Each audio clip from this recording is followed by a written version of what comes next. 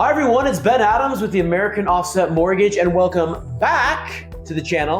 Now today, I'm going to talk about some concerns that I'm seeing in the student loan market in 2023 that remind me of what happened with the mortgage and real estate market back in 2008. And let me tell you this, there are some real concerns. Now, before we get into that, please give us a like and subscribe. And remember, the point and the whole reason I created this channel is because I want to help educate you and everyone else on not just financial literacy, but how to empower yourself and understand credit, learning about student loans, mortgage, how to build wealth. What are the financial disciplines and behavior that you need to live your very best financial life? Now, student loans and the cost of education in 2023, it's a really big deal. It comes up a lot. You hear a lot of people talking about college, the cost of education, student loans, and it's never been more important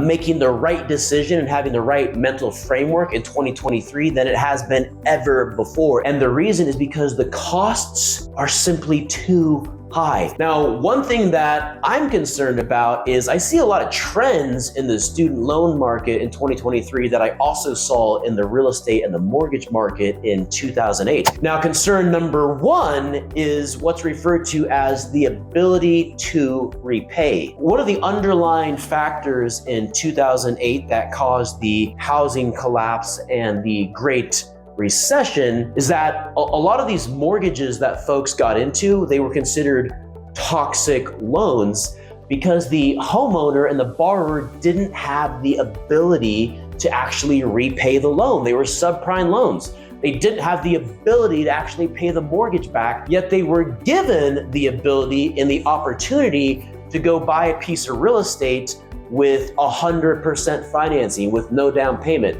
So what is the ability to repay?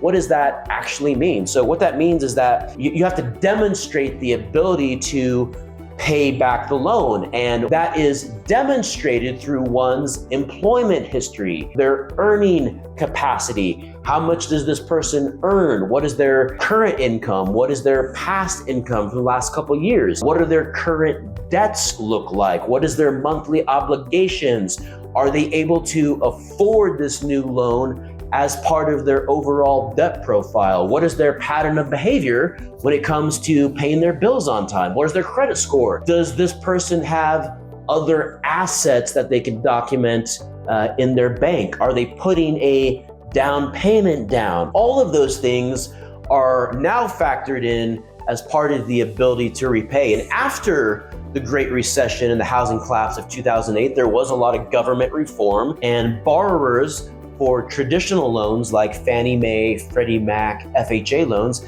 they now have to demonstrate that they have the ability to qualify and repay these loans back. And that is a good thing. All of those subprime loans, all of those toxic loans, the loans that caused the Great Recession and the housing collapse of 2008, those are all gone because they were toxic. And in the student loan market though, in 2023, well, we're talking about 18 or 19-year-olds a lot of times. Do they have the ability to repay? Well, they don't. And that's why they would not be able to go get a traditional mortgage loan, because they don't have the ability to repay. A lot of times they're not going to have the income or the credit history or the asset profile yet. And that same student who couldn't go get a mortgage in 2023 also would not be able to go get a business loan for the exact same reasons, because they don't have a documented employment history, or they don't have a 2-year history where they can document how much they've earned. A lot of times they have a very thin or minimized credit profile.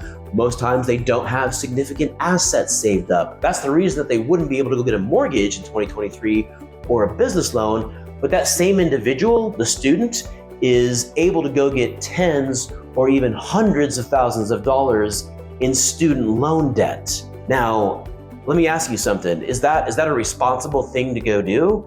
Is that in the student's best interest? Yes, there's going to be a benefit there if they complete their degree and they go get a degree where they can actually pay it off, but is that the responsible thing to do? So that is point number one. Concern number two And comparison number 2 is that back in 2008, financing was just too easy. There were loan programs out there where if you didn't have a job, well, let's just say that you have a job. And that was perfectly legal, that was allowed. You don't have income, well, what we're gonna do is we're gonna say that you have income. You don't have any assets, we're gonna pretend like you do have assets. Or you don't have a down payment, well, that's okay. We have this program where you can get 100% financing, and we're not even gonna put any of that on the application. We're just gonna submit a blank application, and we're gonna say that you have all this stuff even though you don't. And what happened was credit was too accessible. And because credit was so accessible to anyone, again, back in the early 2000s, 2005, 2006, 2007, you didn't need to have a job to go get a mortgage. You didn't need to have income. You didn't need to have a down payment saved.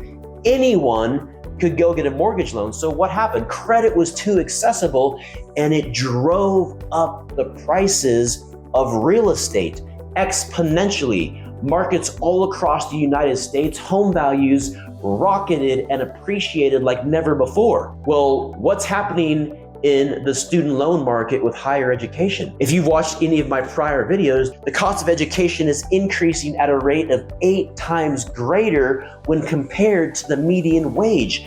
The cost of education is increasing at a rate double or triple the rate of inflation, and we're at a 40-year high in inflation. And the reason for that is because it is too accessible to get credit, and qualifying for these student loans is just too easy. And the third concern is that we have to get rid of this idea that everyone has to go to college and everyone has to be a college graduate, and that's the only path to success. And that if you don't have a college degree, you're in some way inferior. It is not the case. There are other options. Opportunity cost is so important, and it's not considered enough. And when we're talking about student loans, we're talking about 17, 18, 19-year-old kids. They don't have the life experience, and a lot of them don't have experience managing their credit, paying their bills, being and operating as a financially independent adult. They don't have that experience. So is it fair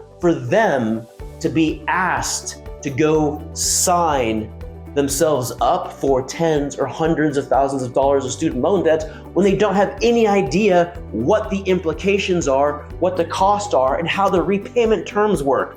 In my opinion, no, it's not fair and it's wrong. So what is the answer when it comes to the student loan crisis? What is the answer when it comes to the increased cost of higher education? I'm gonna tell you what it is. It's financial literacy. And it doesn't matter how old you are, whether you're 15, 19, 30, 40, 50, financial literacy is so important, because once you understand the finances and once you understand how debt works, how budgeting works, you will then have the ability to make an informed financial decision whether this is something that is appropriate for you. Does it make sense for me to take out this student loan debt so I can go get this degree and then earn this much? Some of the time the answer to that question is gonna be yes. A lot of times it's gonna be no though. Here's the thing, you have to have a financial plan, and you can't really have a financial plan until you're financially literate. You have to know the difference between what is good debt and what is bad debt. You have to understand what are the opportunity costs. What is the cost versus the benefit? Am I gonna be able to go get a job that is gonna pay for the cost of this education and pay for the student loan? Ask yourself this question: why don't private banks lend on student loans? The vast majority of loans are government insured. You're not gonna get them from a private bank. And the reason is because the risks are too great. They know that these students can't qualify for these loans. And let me leave you with this question right here. I want you to ask yourself, is student loan debt, would you consider that good debt, or would you consider that bad debt? I just want to thank you again. That's a wrap for today. This is Ben Adams with the American Offset Mortgage, signing off.